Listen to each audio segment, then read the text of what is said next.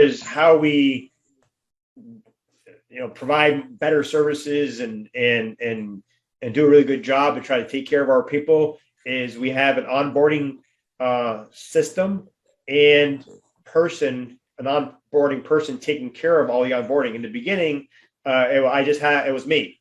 I was onboarding people, and then I trained a virtual assistant to do it, and he was doing it for quite a while. And then my wife, Beth, now joined our team, so she's our onboarding specialist and agent concierge that is available for anybody in our team to reach out to when they need something, and she makes sure to explain that to them and let them know when they come on. So I think that's key, especially once you start bringing on. You can do it yourself for the first half dozen or so people, but when you start attracting a lot more, and then your team starts attracting more, you definitely want someone in place to be able to do that. We also built out a system. It's called Trello, Trello. People can get that system online for free at first and use it. And I definitely recommend all my people to do that. If they're going to start attracting agents, when they get their first one or two, get the Trello system. And we offer everybody, we'll give them the template. We worked 6-8 months, me and some other techie people and some other high producing agents within EXP, not even in my line, just people in the company that we got together and wanted to build a better system to onboard people and take care of them after their license was moved over, because EXP can only do so much with 1,000 agents joining a week, right? So we built out a whole template, and I give that to anybody for free. I'll send it to you for free. It's not a problem. Hey, Molly. How are you? So, but just to confirm, that Trello piece there is really the onboarding process for your talent that you're attracting, right? Yeah, it's a system that we're using to keep track of everybody, and we built out a template with dozens of different checklists of all the little things that have to happen from even when they're verbally committed to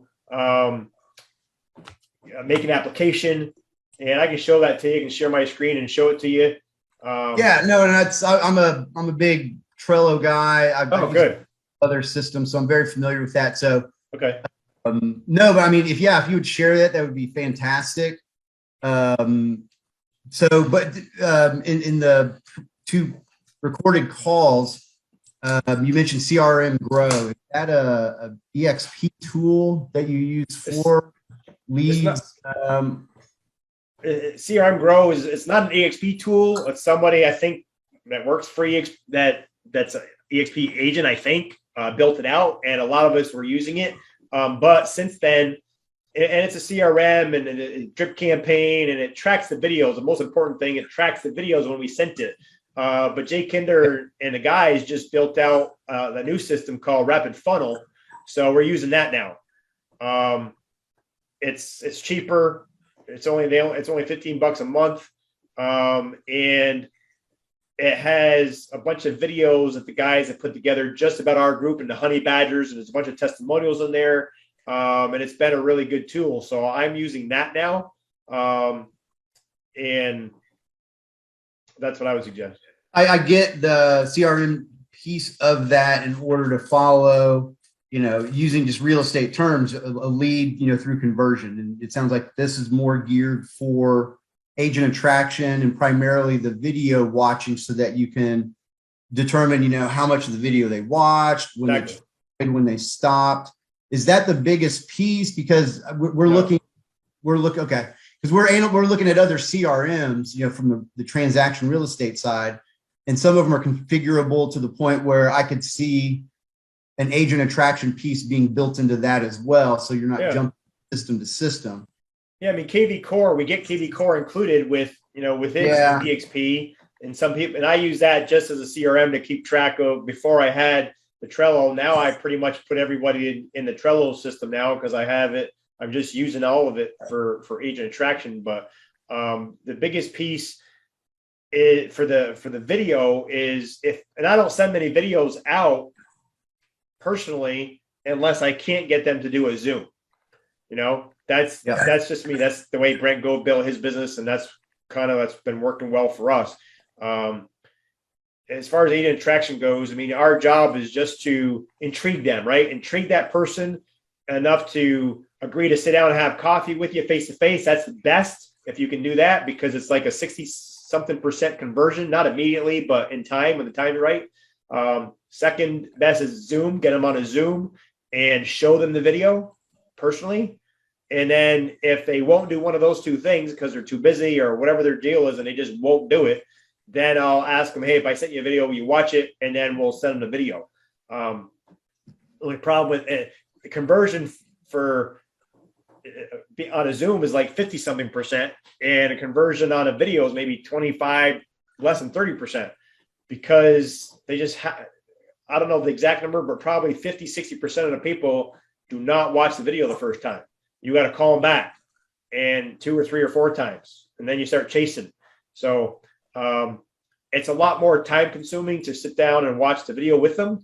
But at the end of that video, if they're intrigued enough and interested enough to have another conversation, and we're going to keep moving forward, or they're just out. And I'd rather know that, immediately, instead of chasing them, for 2 months to watch a video.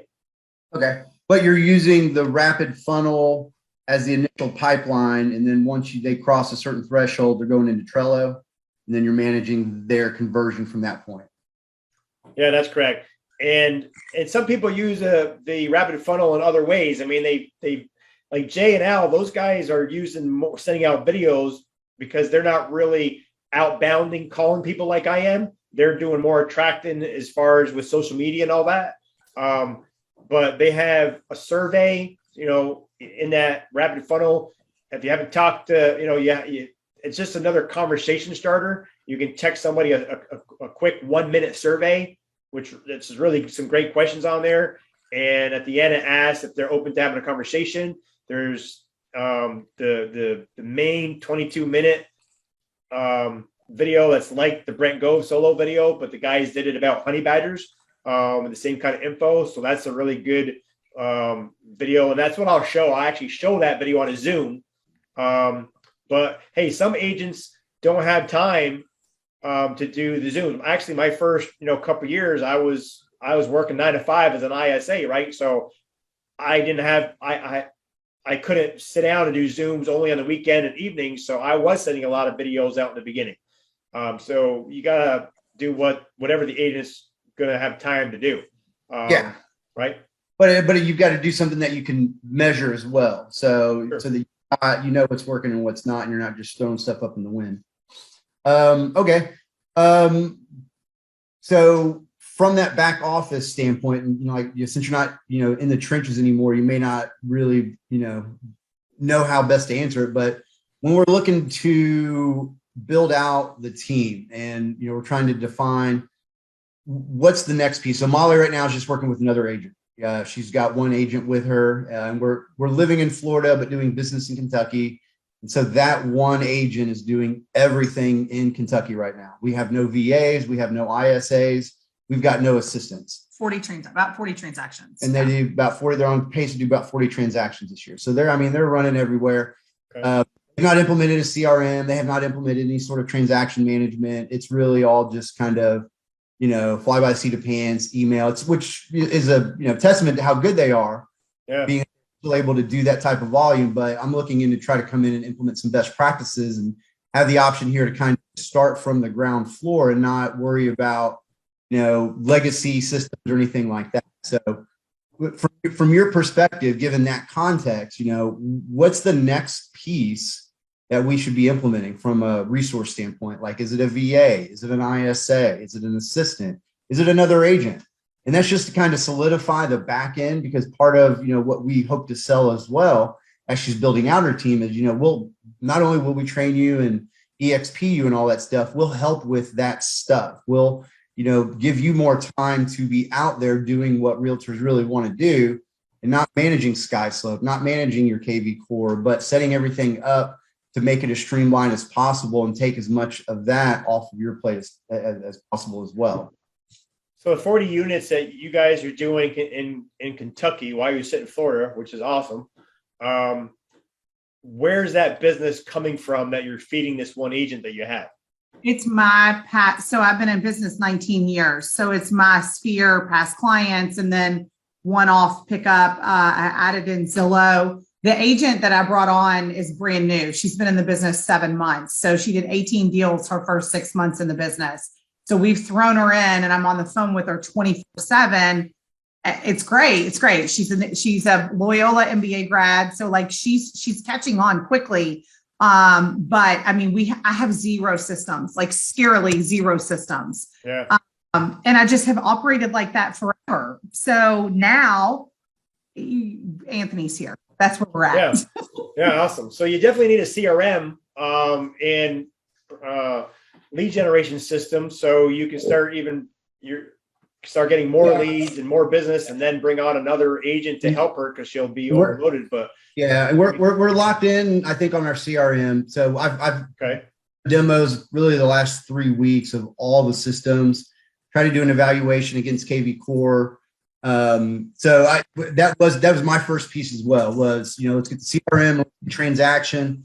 Let's get an accounting system in place, let's solidify our back office so that, our Google, all that stuff is in place. So I think we're about to cross that threshold very soon. So it sounds like you were about to say another agent. Is that what you're? Yeah. Once you get your CRM in place, so you and your agents can control and see where the leads are coming from, and all the follow up, and you can build in drip campaigns and all that kind of stuff. If you start turning up your marketing and keeping that, and that one agent's can't keep up, you definitely need a second agent out there so they can start helping her. If she can't keep up with the amount of production that you guys are doing, and you don't want to overtax her either, you want to people can only do what they can do, then definitely start looking for a second agent that she can really start working together with is probably the next step. So I'm there with that. It's another new licensee that's getting licensed this weekend that has a background in historic preservation, which is great because I sell a lot of 100-year-old homes. I'm just not sure how I'm going to manage because I've never grown a team like this. Would you suggest, just as leads come in, splitting them between the two, or how hands-on should I be on these leads and cherry pick who gets what based on what I think their skills are? That's exactly right. We've always taught the best leads go to the best person.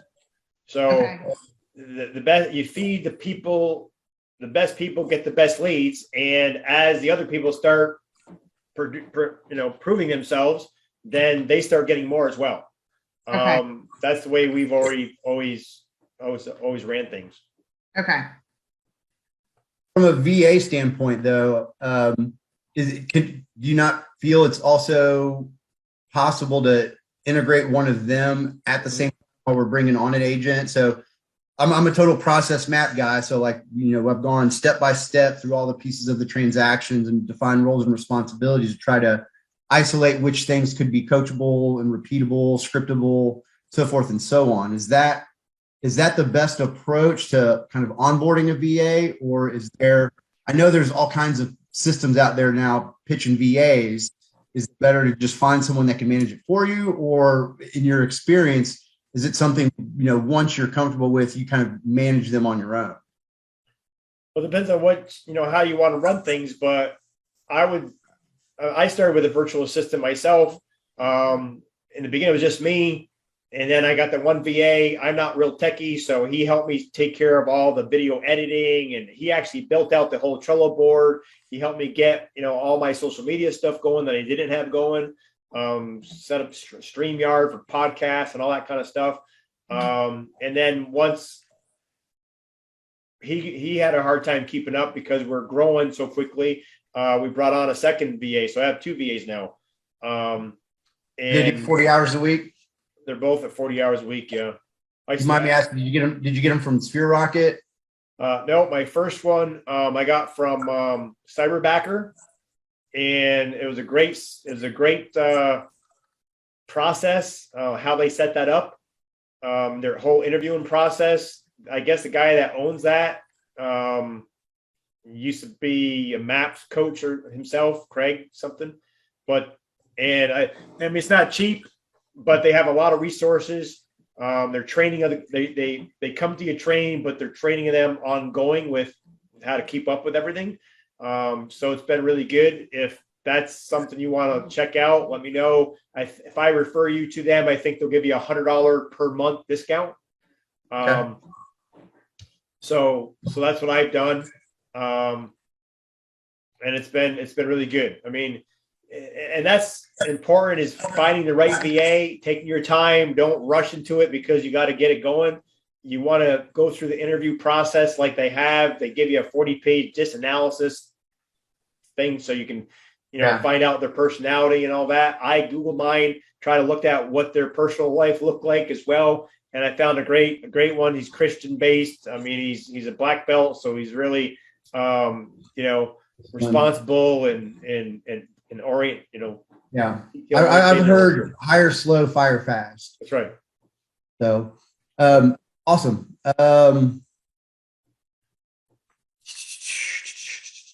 Okay. I mean, all the other agent attraction questions were really answered with those two videos. So I don't have anything on that side. I was really interested in the tech side, so that, I've got as much perspective as possible before I start laying down. The last thing I want to do is start implementing systems that, had I asked one person the right question, they'd been like, no, that's a terrible system. Don't even think about it.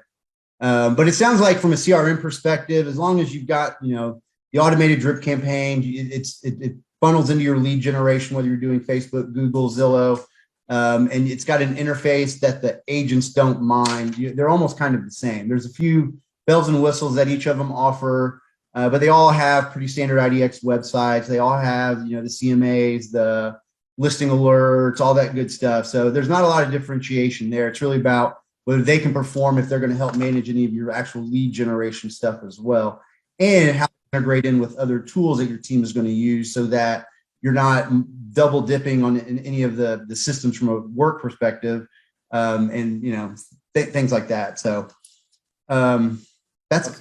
I know you only scheduled a half hour. Is there anything else you want to ask in regards to systems, platforms, and team building? Not necessarily agent attraction, because I think all those questions really got answered in that first piece, the two videos. No, I think, though, you would agree that I need a VA, correct? I mean, I feel like I'm drowning in, there's a ton of people that are going to have to get into my CRM. I mean, you think that's probably a pretty quick step for me, is to. Yeah. I mean, you want to be focusing on the money making activities, the highest value activities, and the VA can do all the other stuff that you're drowning in. Well, that's what's happened for 20 years. So I just don't do those things because I continue to focus on the money making activities, which is fantastic. But now I have, no foundation, and trying to build with no foundation is not smart. So that's where I'm stuck. Right. Okay. So putting a VA in place then, okay. Do you use it? Do you use, you're on socials, right? Are you on Instagram? Yeah, I'm not as much as I need to be, but my VAs are pushing me to get on to do more videos so they can do more things. And that's another good thing, but yeah. Okay. That's where I would say I'm lacking, is consistency with social media. Oh, yeah. Me too. Being out there. But because I've been in the business so long, I do have relationships with agents in Louisville. You're picking up the phone and you're calling, right? You just are calling agents and saying, because I know a lot of higher ups are now bringing in recruiters and things like that to call for them. But that's just something I have not leaned into, is calling the agent myself and saying, how's your business? What, for some reason I've put a block there on myself, and I think I'm missing the boat. Yeah, you definitely are. You got to just change your mindset, which is a couple things. If you really like these agents, you care about them, and they're great people that you'd like to see succeed, then by not calling them, you're doing them a big disservice. Now, they might have heard about EXP. Everyone's heard about it by now. I was talking to a guy the other day that heard about EXP 4 years ago, and he's just joining us now. And he said when he talked to that person 4 years ago, they just did a terrible job, and he was not interested. But when I shared the information with them, it was a total different experience and got them interested in taking a look. And now they're coming on. So especially your personal friends, the people that you've done business with that know you, like you, and respect you, and you think of the same of them, and they're in your phone, those are the ones that you should call first, right? And of course, like you said, they probably heard about EXP by now, but they haven't heard it from you, and they haven't heard what you're doing and what our group is doing with honey badgers and everything that we have access to, and what we provide, over and above what EXP provides. And depending on who they talk to, they probably didn't sit down and really look at the numbers. They probably didn't really look through the whole thing. So they just kind of blew it off. So the mindset is, the mindset is, if you don't call them 3 years from now, 2 years from now, you're going to be at a conference and you're going to see them walk by and you go, oh my God, I didn't know that you joined EXP. And it's, yeah, Molly, why didn't you call me? I thought we were friends. I got a phone call from this other person, or I heard about it so much. My broker did something that made me mad. So I started to say, well, I might as well look into it. And I got hooked up with, somebody else. Right. And that's what you got to be thinking about. Because when it's changed your life and you know what it's done for us, you know what it could do for anyone else who sees it. So you're doing them a huge favor. You're taking your time, your energy to help change their future. Now, they might not know that when you call them, and you might even, on some of the follow-up calls, you might get the vibe that, hey, you're bothering them, right? Hey, they're in the middle of something. It's Molly again, right? And you feel that, geez, you got to just let that slide off, because once they get it, well, there's no looking back. Once you looking back, right? Yeah. Yes. So in that scenario where you start with the people in your phone, are you also adding them into your CRM so that you can kind of manage that process? Yeah, everybody I'm talking to, I'm putting them into the CRM. So, and you can mass put them all in. Yeah. But I'm old school, and I just put them in as soon as I talk to them, put my notes in, put my follow-up call, and then go. Now we can put them on a drip campaign and that kind of stuff. But what I'm trying to do is, build relationships. Now, it's the people in your phone.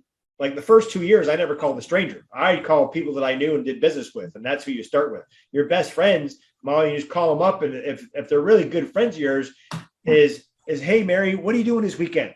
Oh, not much. Well, I'm coming over Saturday afternoon. I'm bringing the beer and pizza or whatever it is that you would normally do, and I got to sit down and share something with you. I'm super excited about it. When's a good time? And that's it. After your friends, they said, oh, okay, cool. Come on over, right? And then you got the next step of people. Well, your colleagues, right?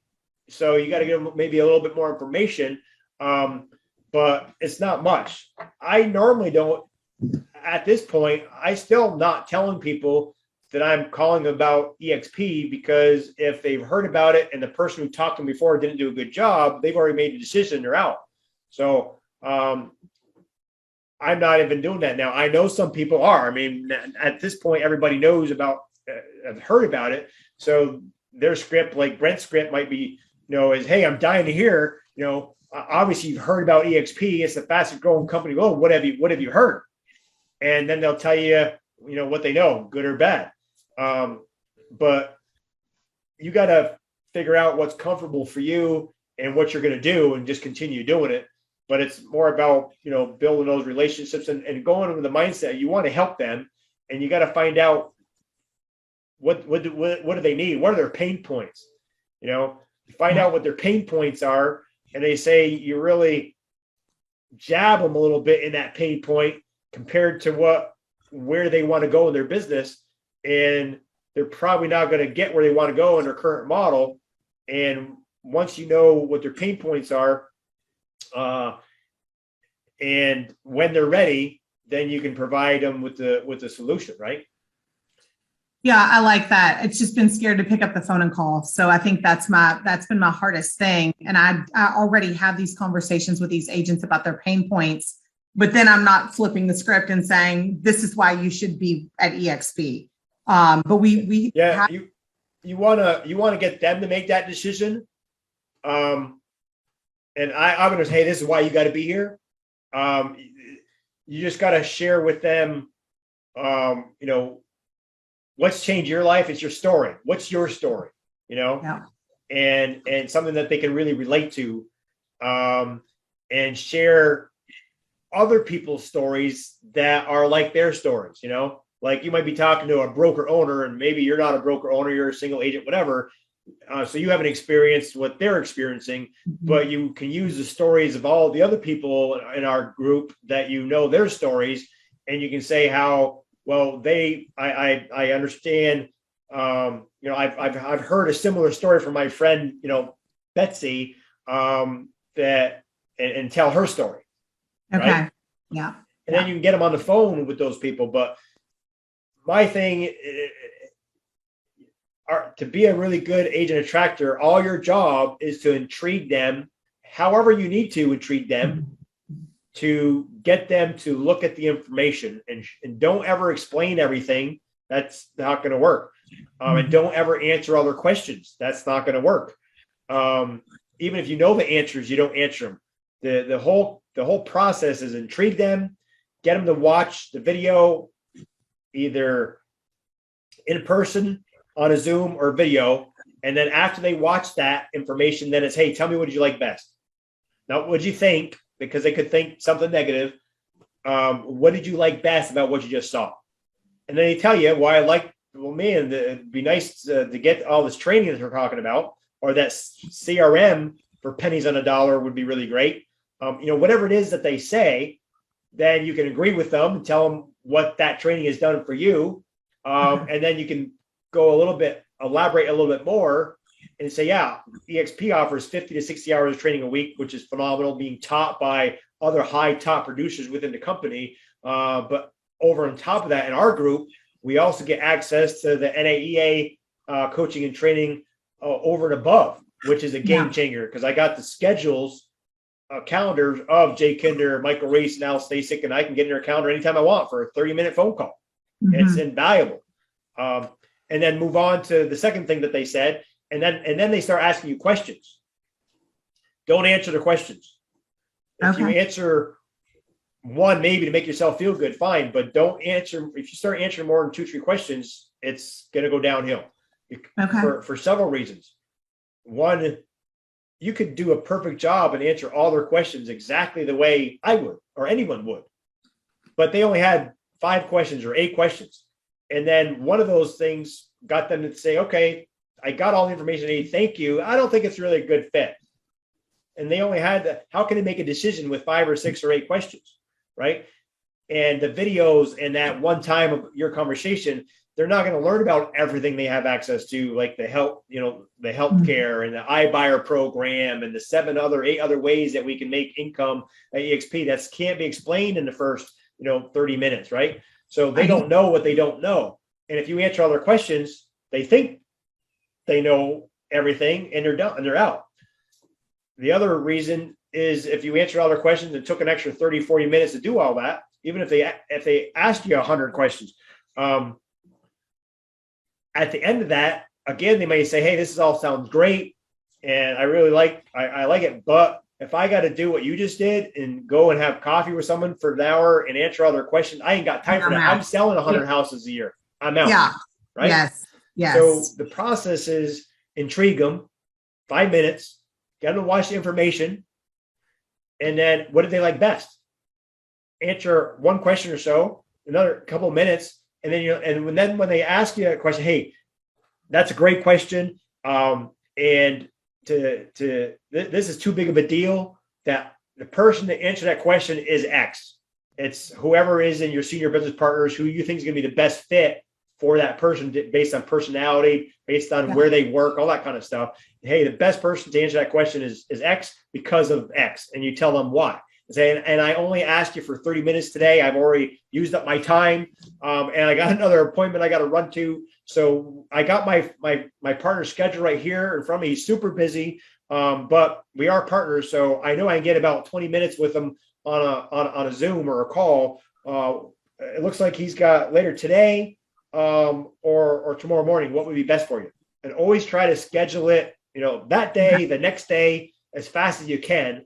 And then you get them on a 3-way call. Okay. Or Zoom. Okay. And that's the way it's done. You always get the people above you to answer their questions because it's all duplicatable. If you're talking to a brand new agent, again, they look up to you and this all looks great. But at the end of you answering everything, they're thinking, well, geez, I'm not you, Molly. I haven't been doing this for 20 years. I can't do what you just did. I don't have the experience. But if you do it properly and use the systems and processes that we got in place, when they get done that Zoom, they're like, man, I was pretty happy where I was at, I thought, but man, we don't have stock. We don't have all this coaching and training and all this other stuff. And what did Molly do? She called me up, had a quick conversation. She got me on a Zoom. I watched his video and got me on a phone call with his J guy. He answered all my questions. And now I'm thinking about partnering up with these guys. What did Molly do? She didn't really do a whole lot. I can do that. Right? So it's all duplicatable. And that's the process. Okay. But is that your typical flow? I know you say you try to do, or when you did, I don't know if you're doing it now, but you try to do two calls a day. That first call is like that 2-minute call, like, hey, and that's trying to schedule either the face-to-face or the Zoom. That's right. Two appointments a day. It might take you 10 phone calls to get those 2 appointments. So you're setting 2 appointments a day. You're setting, you call until you set 2 appointments to either get a face-to-face, a Zoom, or send a video if you have to, last resort. If you do that two a day, 5 days a week, that's 10 a week, it's 500 a year, right? And I mean, if you start on Monday, you might have to make, 15, 20 phone calls before you reach people because it goes to voicemail or whatever, right? But what happens is if you keep going until you get your 2, then by the next day, some of those people have called you back, right? So you can schedule a couple more. And here's a good thing too: the people that don't call you back, what I always did is I left a short message. Hey, this is Andre from, depending on your relationship with them and what you know them by, if it's a friend or someone you just met at a conference or whatever. But hey, this is Andre. From I named my Christ Center Real Estate Group, my real estate group. We met at whatever. I need a great real estate agent. If you're calling someone from out of the town, I need a really great agent in Mississippi. And I thought of you because of our when we connected. Please give me a shout back at this number. And it sounds like you're calling to give them a referral. I didn't say that. I just said I need a great agent. I might say, hey, sometimes I say I need a great agent because I'm working on a real estate project there. Either way, they call you back, then you have your script of what you're comfortable with to get them on the Zoom. But when they don't call you back, and 50%, believe it or not, don't call back, 24 hours later, I would just text them. Now, also, when you leave that message, I also text them too the first day. So you leave the message and then you text them basically what you just said. Hey, Brittany, this is Molly from wherever. I need a great agent in your area. Give me a quick call back as soon as possible. Here's my phone number. Okay. So that goes out immediately after you hang up, before even making the next call. And then the next day, 24 hours later, if they have not called back, then your next text is, hey, so-and-so, this is Andre. I left you a voicemail, or did you get my voicemail, my VM and text yesterday? ? Are you still selling real estate in whatever city that they live in ? And that's it. All right. And a lot of them will just pick up the phone right then or text you back. Sorry, I got it. It was busy. Can I call you later or whatever? And you'll get 25% maybe or so that will respond to that second text. So that's always good. And if they still don't respond, I'll wait a day or two and maybe try one more time.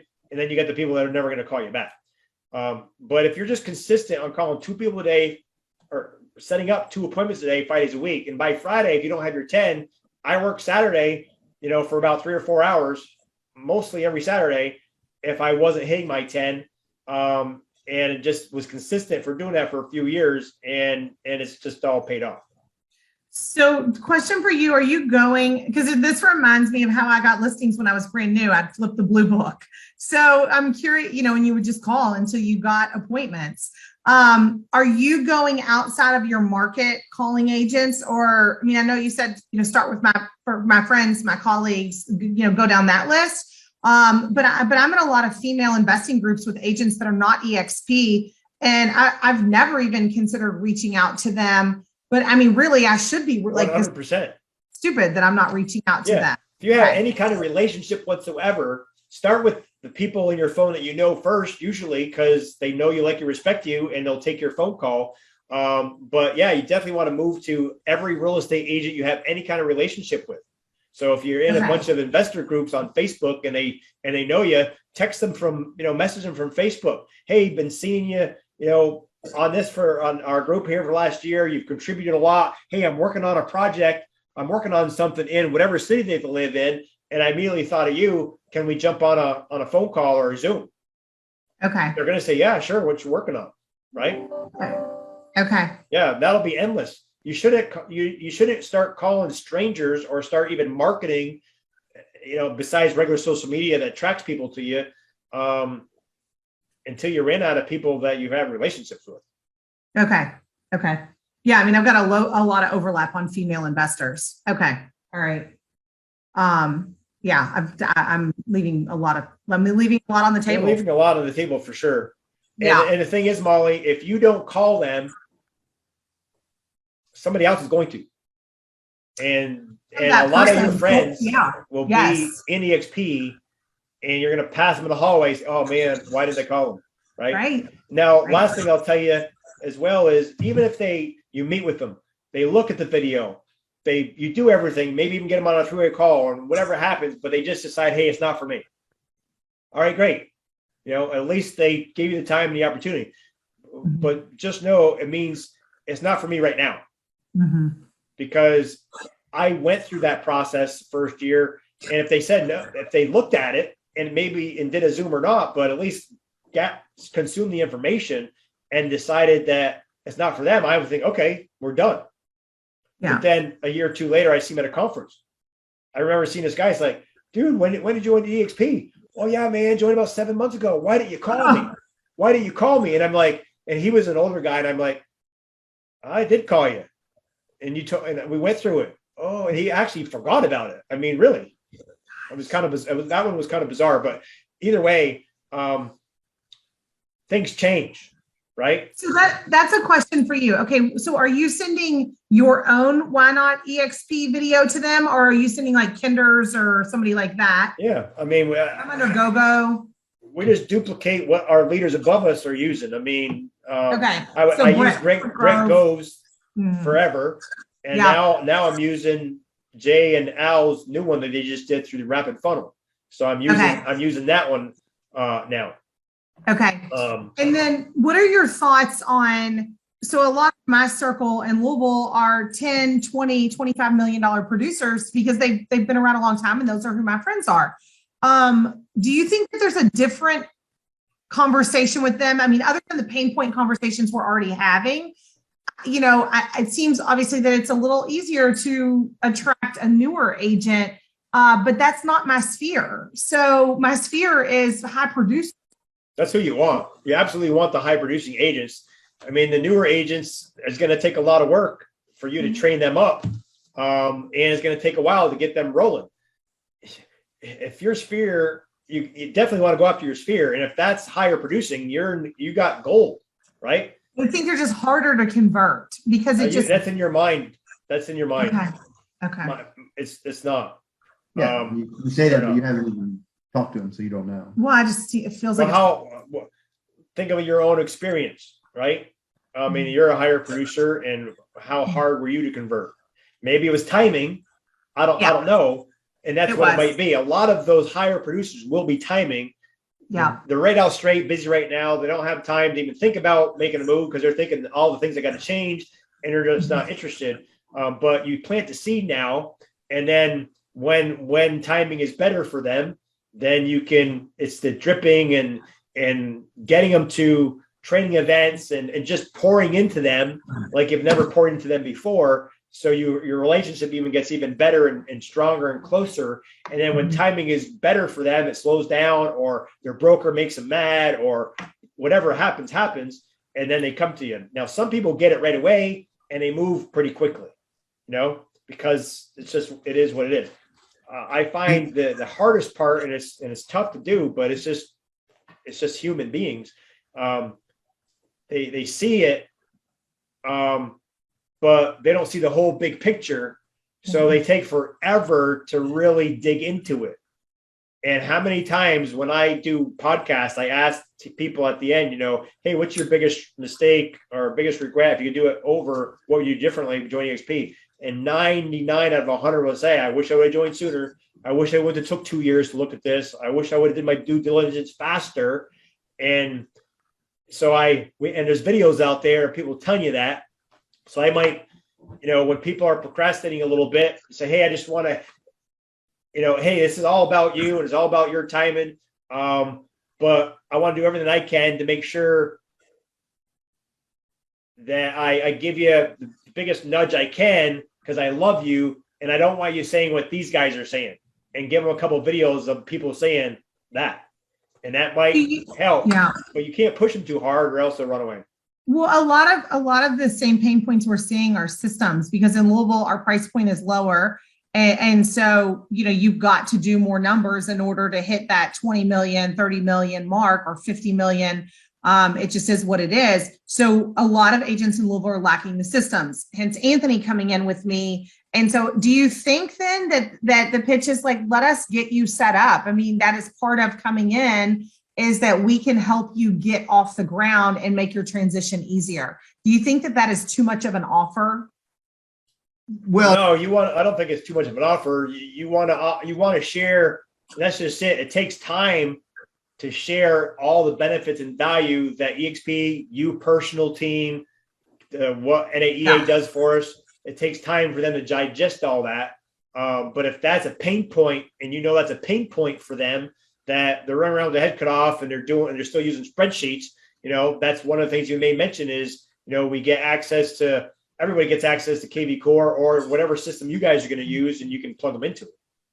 Okay. Is that part of your onboarding, is helping them set up their CRM, helping them get familiar with all of the EXP requirements, and then, sharing with them any of the processes that you have found helpful? Yeah, we share. You can only share so much at one time with anybody. We'll spend 45 minutes, an hour on the first onboarding, and it's just that go through that basic checklist. But then we follow up. Our Trello board set up for 7 days, 14 days, 30 days, 60 days. And then we move them over to the level.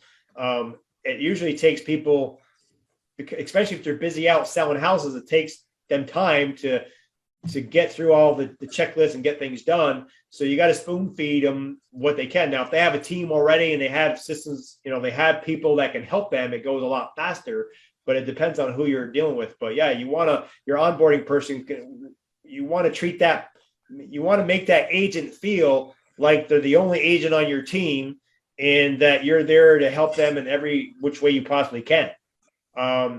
Because being a cloud-based company, and if they left the bricks and mortar, they're thinking, well, geez, I used to be able to just walk over and talk to this person, and now I'm at home or whatever they're doing. And some of them feel isolated if you didn't really hit them over the head and say, hey, at any time you need help, you have a question. We have the resources in Workplace, and they're going to figure that out, and we're going to show them that and kind of push them to start using that stuff. But the first 60 days, I tell my wife, you got to babysit them and follow up with them. And hey, what can I do to help you? So if they do feel whatever they're feeling, they know, hey, I got this person that will, if they'll help me, or they're going to tell me where to go to get exactly what I need. And that's the biggest thing that I hear. Like GoGo's got the first 90 days in a Google sheet, essentially with backlinks. But that's the biggest thing I hear. And it was the hardest thing for me. And I was an independent broker coming over. I felt like I was like a lost ball in high weeds. Like there was just so many things to access and track of to be honest with everything. you, I mean, even Gogo was on a Zoom with us the other day saying, I mean, she set it all up for people and it's basically the easy button, right? Just push the button and go through it. But so many people don't even push the button because it's overwhelming. There's too much stuff. So even if you have every single thing, step 1 to 50 to do, some people feel a little bit overwhelmed and they just don't do it. So that's why you got to have the onboarding person. Hey, where are you at? What have you done? Okay. What can I help you do? And what's the next step? And then eventually over time, they'll get their rhythm and they'll get going and it'll be no big deal. Okay. Yeah. But it's just like anything, it's change, right? With your onboarding piece, do you offer that to your downstream as a tool and a process for them to utilize as well? And does your wife only do yours, or does she also help support your team with that same process? Yeah, that's a great question. We've set it up that she's doing it for all of my first level people, obviously, and we set it up for anyone in our entire organization, and we'll do their first 2 onboarding people for free. We want them on the Zoom as well, so that's how we're training them. We're giving them the template for free.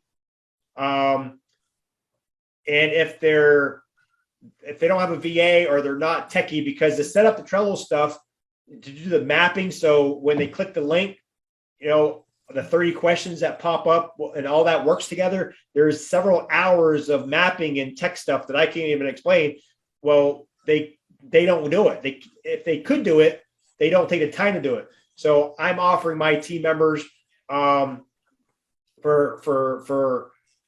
$150, I'll do it for them. I'll have my VA do it for them, and it's turnkey, ready to go. Okay, and that way it's getting done. Now, if they can do it or have a VA, great, just get it done. But the important thing is she'll do 2 onboarding sessions with their first 2 people that they bring on, and then we're training them. We do the video and give them the video so they can train their VA or do whatever, and then they can do it themselves. Now, if you have people that don't want to do it, they just don't want to do it, don't have the time, we'll tell them, hey, we'll onboard your 3rd and your 50th. We don't care for that 45-minute, 1-hour session for just $50 a person. Or if you want us to do the onboarding, the follow-ups on the 17, 14, 30, 60, and stay in contact with them for the whole 60 days, we'll do that for you too for $250. Because we can't do it for everybody for free. I mean, you can't. We'd have offering it to people that need it. And what happens is we can get them rolling, and they start making some income on revenue share, which they will if they just get it going. Then they can hire a VA, and they can get somebody and do exactly what I did. Okay. Yeah. No, that's great. What's I know well past time, so if we got to jump off. How many hours do you see onboarding typically lasting, on an average? So when you're pricing that $250, I know that a lot of that's your time, your wife's time, and then any type of VA. What's the time frame? You said 60 days. Yeah. I haven't counted up the hours, I guess. I just wanted to be affordable. That's why I figured $250 was just a good price that was affordable for someone, for a sponsor to pay for their person. And I mean, there's a lot of stuff in between, right? We're following up on those timeframes, but they're calling in between all that for help as well. And it's definitely worth it. That's for sure. But the whole reason, it's not for us to make income on that part. We're making the income on a revenue share and helping our agents grow. It's just giving them options. I think it's a great idea. If they have a VA or techie themselves, we built the whole Trello thing here. Just take it. We gave them the step-by-step instructions on how to do all the mapping. My VAs did all that. So it's all free. But if they need us to do it for them, then we got to charge a little bit. Gotcha. No, it's awesome. Okay. Well, I mean, this was super helpful. I really appreciate your time. I'm not sure if you've got any other No, Questions? I really appreciate it, Andre. I mean, I needed the push to, I've got a friend that's at 54 million a year and he's a solo agent and he's out of Louisville and he's just sitting on the fence. And we talk about his pain points weekly, but at no point have I sent him a video and said, you should watch this. I mean, Yeah. we have, I mean, if he's that good friend of yours and he's got his Yeah. pain point, don't even send him the video. Just, hey man, I just been thinking about you, and I got something that I think is really going to help your business. And I feel that if I didn't share with you, I'd be regretting it later. When can we get together for an hour? Let's have lunch, and I got to share something with you. okay. Yeah. You know, and that's it. He knows he's another one that's going to be a regret. But And then on that first call, is that when you're watching the video together? Yes, sir. Okay. Okay. Yep. Watch the video together while you're having lunch. That's even better because they can't be asking you too many questions. You're eating, right? Just watch the damn video. I can show you better than I can tell you. Yeah. And then they watch it. And what did you like best? They start asking you questions. You're looking at your watch. Hey, I only asked for an hour. I got a listing appointment. I got whatever appointment, and get out of there. But hey, let's schedule an appointment, a quick Zoom with my business partner, Al or Jay or whoever, somebody someone that's like them, but higher, because they look up to people doing more than that. Yes. Yes. And then they will do all the heavy lifting. Okay. And then after that, it's just a follow-up game. Now you might have to have those people talk to 4, 5, 6, 8 people. I mean, it just depends. Okay. The bigger they are, the more people they normally got to talk to, the longer it takes usually. And then if you get them to a live event, it'll be a game changer. See, that's the kind of the process, right?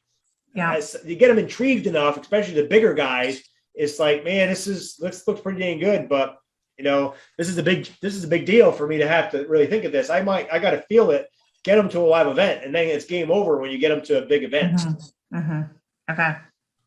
Do you think, I'm going to go to shareholders, and then we, of course, do stuff like GoGo and Amy Gregory, we have separate retreat stuff that has 100 women. Do you suggest events like EXPCon, or do you think that these small spinoff events are just as valuable? They're all valuable. Get them to the very next one that you can get them to. Okay. Right? Okay. Get them to the very next one. If you got a small one in town, do that one first. These are my people. These are what we do. Right? Yeah. And then it may take them, depends how long it takes, then get them to the next big event that EXP puts on or one that Brett puts on.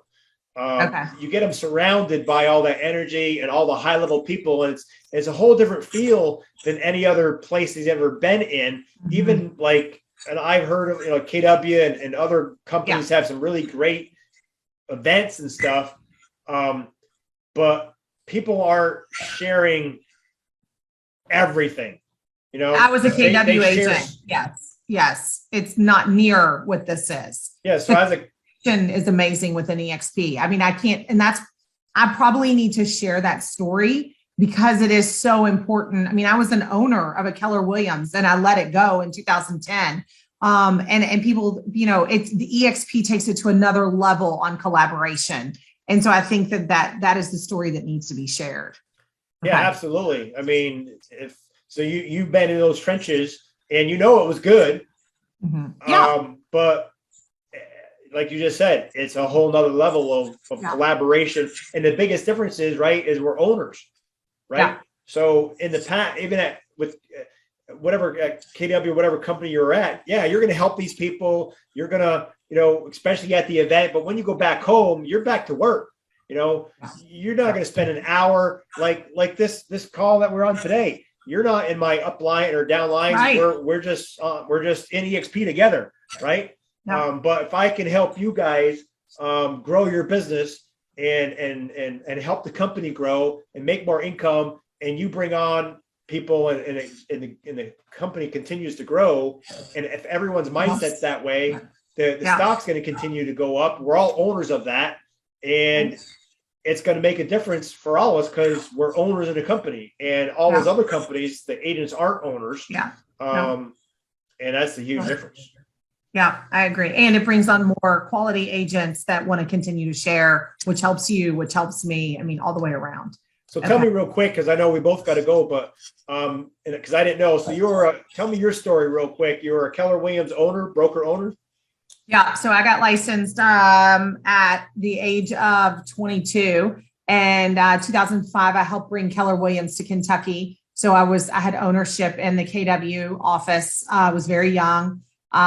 In 2010, I realized that profit share was not necessarily profitable, and I was not killing it. And I was paying them a small fortune to have a 2-person team with a full-time assistant. I went out on my own for 12 years. When we knew we were going to relocate to Florida, I started looking. EXP had been presented to me 4 or 5 years ago. And I because I was at Keller, I just said, no, thank you. I'm not interested in agent attraction or recruiting.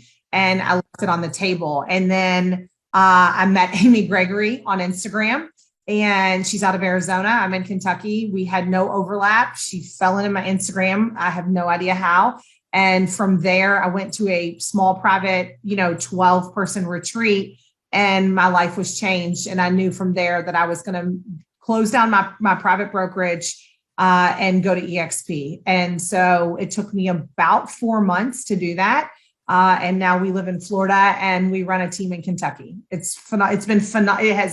And now Anthony's going to leave his corporate job, making deep into 6 figures, and come work with me. I mean, it has been game changer for us.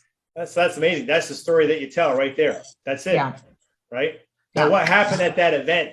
At that event, you said your life was changed. What did you learn at that event? I think for me, it was the collaboration with other women and digging deep into what my true talents were. And I'm a female investor, and I never really talked about that I was a female investor because it's such a male driven arena. And so as I started talking to these women, and it was like, wait, teach us, and we want to share with you. And it became this big community or kind of sisterhood of